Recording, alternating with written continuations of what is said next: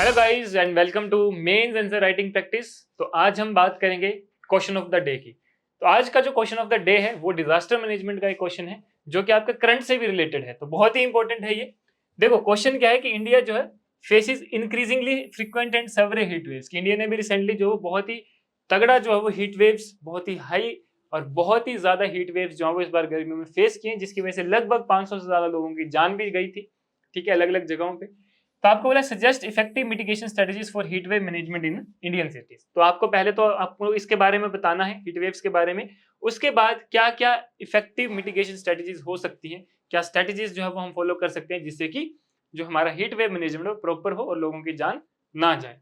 तो आइए इसको हम शुरुआत कैसे करेंगे, बेसिक से हम इसको एक्सप्लेन करेंगे इन्फॉर्मेशन के साथ। कि यहाँ पे है extended stretches of exceptionally hot weather with temperatures much above the average maximum for a given area and season are known as heat wave। क्या आपने बताया कि हीट वेव होती क्या है कि जब किसी एक पर्टिकुलर एरिया में उसके एवरेज से ज्यादा टेम्परेचर बढ़ जाए, ठीक है, और वो जो है वो एरिया बहुत ही ज्यादा गर्म हो जाए या वो पूरा जो सीजन में वो एरिया है प्रॉपर्ली एकदम हीट अप हो जाए, उसको बोलते हैं हीट वेव। अब ऐसा बोला गया कि according to Indian meteorological department, जो इंडिया है दैट एक्सपीरियंस लगभग 600 heat wave days between 2011 and 2020 up from to 413 during 1981 to 1990, ठीक है। उसके बाद कौन कौन से फैक्टर रिस्पॉन्सिबल है ये आपने मेंशन करना है।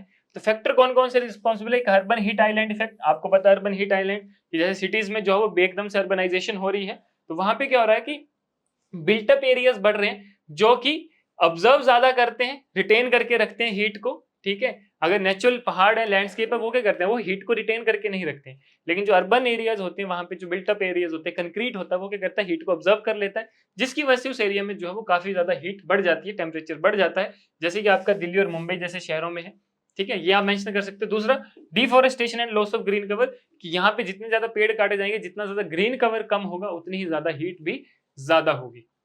आगे अगर हम बात करें climate change and global warming, कि जितना क्लाइमेट चेंज होगा ग्लोबल वार्मिंग होगी, ठीक है, ग्रीन हाउस गैस एमिशंस होंगी, जिससे ग्लोबल वार्मिंग कॉज होगी, क्लाइमेट जो है वो हमारा चेंज होगा, तो वो भी जो है वो आपका एक कारण बन सकता है।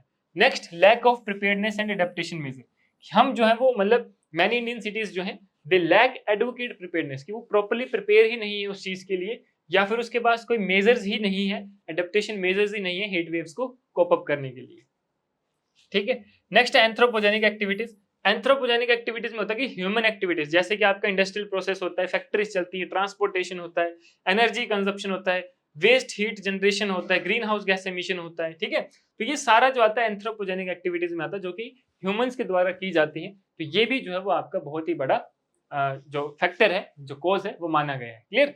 अब बात करेंगे हम मिटिगेशन स्ट्रेटेजीज की, क्या क्या हम मिटिगेशन स्ट्रेटेजीज अपना सकते हैं हीट वेव्स को इंडियन सिटीज में मैनेज करने के लिए या कम करने के लिए या रोकने के लिए। सबसे पहले हमें हीट रेजिस्टेंट इंफ्रास्ट्रक्चर बनाना है, यानी कि हमें प्रमोट करना है और यूज करना है रिफ्लेक्टिव मटेरियल्स का पेमेंट्स के लिए एंड रूफ टॉप्स के लिए, टू रिड्यूस हीट ऑब्जॉर्प्शन, जो एक ज्यादा अमाउंट ऑफ हीट को ऑब्जर्व ना करें, वैसे वैसे इंफ्रास्ट्रक्चर का यूज करना है, ठीक है। दूसरा अर्बन ग्रीनिंग इनिशिएटिव, कि जितने भी आपके सिटीज है वहां पे हमें ग्रीन कवर को बढ़ाना है, यानी कि फॉरेस्ट कवर को बढ़ाना है। जैसे आपने चंडीगढ़ में देखा, तो चंडीगढ़ में आपको ग्रीनरी ज्यादा दिखती है एज कम्पेयर टू दिल्ली, तो वैसे ही जो ये अर्बन एरियाज है यहाँ पे और ज्यादा ग्रीनरी या फिर बोल सकते हैं कि अर्बन फॉरेस्ट पार्क्स को बनाना है। दूसरा रूफ टॉप गार्डन्स भी जो है वो बना सकते हैं। उसके बाद हीट एक्शन प्लान्स, की हमें जो है वो एक हाई लेवल पे, सिटी लेवल पर जो है वो एक्शन प्लान्स लेने हैं जो कि हीट वेव को कोप अप करने में मददगार हो। दूसरा वल्नरेबल पॉपुलेशन आउटरीच, ठीक है, कि सबसे पहले हमें जो है वो पॉपुलेशन को टारगेट करना है जो कि इससे ज्यादा इफेक्ट होती है, जैसे कि ओल्ड एज पीपल्स होते हैं या फिर बच्चे होते हैं, तो इनके लिए हमें पहले जो है वो सुविधाएं प्रदान करनी है, उनको सुविधाएं जो फैसिलिटीज प्रोवाइड करनी है, ठीक है, ताकि ये जो है वो हीट वेव से ज्यादा इफेक्ट ना हो पाए। Next smart grid management, smart grid management का मतलब है कि हमें स्मार्ट ग्रिड टेक्नोलॉजी का यूज करना है ताकि हम पावर को ऑप्टिमाइज या डिस्ट्रीब्यूट कर सके और रिड्यूस कर सके पीक डिमांड की during heat waves. This can also prevent power outage that xBet heat stress, ठीक है। तो हमें जो है वो इस तरह से प्रॉपर पावर मैनेजमेंट जो है वो यूज करनी है, स्मार्ट ग्रिड मैनेजमेंट यूज करनी है, ठीक है, जो कि पीक आवर्स में जो है वो काम करता रहे। क्लियर। तो ये था हमारा आज का क्वेश्चन ऑफ द डे। इस तरह से आप इसको बेटर आंसर जो है वो लिख सकते हैं 8 मार्क्स का अगर आपको आता है, ठीक है। तो और भी इसको और आप चीजें जो है वो ऐड कर सकते हो अपने हिसाब से। बाकी आप इसमें क्या और ऐड करना चाहते हो वो आप नीचे कमेंट बॉक्स में लिख सकते हो। Clear guys. तो मिलते हैं next day with next question of the day. तब तक के लिए धन्यवाद। जय हिंद।